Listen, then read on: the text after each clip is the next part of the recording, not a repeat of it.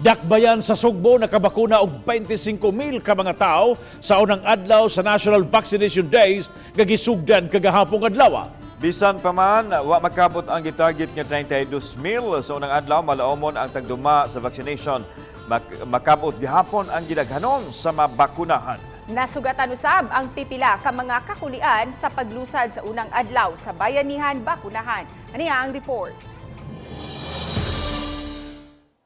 Sama sa uwang mga LGU nakasanati usab ang dakbayan sa Sugbo og mga sularan sa pagsugod sa National Vaccination Days kagahapon.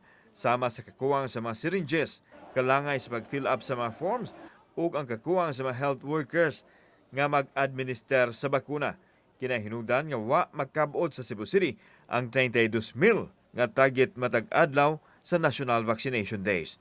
Matod ni Dr. Jeffrey Ibones, ang Pangulo sa COVID Vaccine Board, nga nagsugwak unta ang mga tao sa 90 ka mga vaccination sites. Nagpakita lang kini nga nadasig na ang mga tao nga magpabakuna.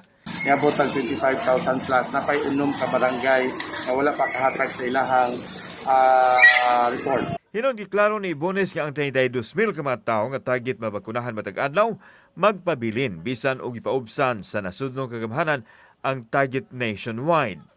Malaumon ang Cebu City nga makabot nila ang target vaccinees sa pagtapos sa National Vaccination Days ugmang adlaw. Kaubsan man nila ang 15 million to 9 million.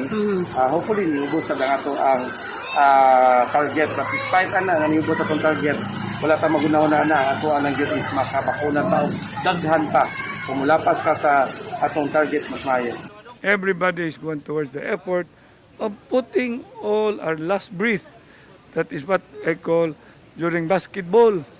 There's no more turning back. Samtang subling gipahimangnuan ni Mayor Mike Crama ang mga empleyado sa Cebu City Hall sa pagpabakuna na aron madawat ang bonus sa dili pa ang Disyembre 16. HR, my city administrator, will have to tell as quick as possible, bring all employees non-vaccinated, be vaccinated.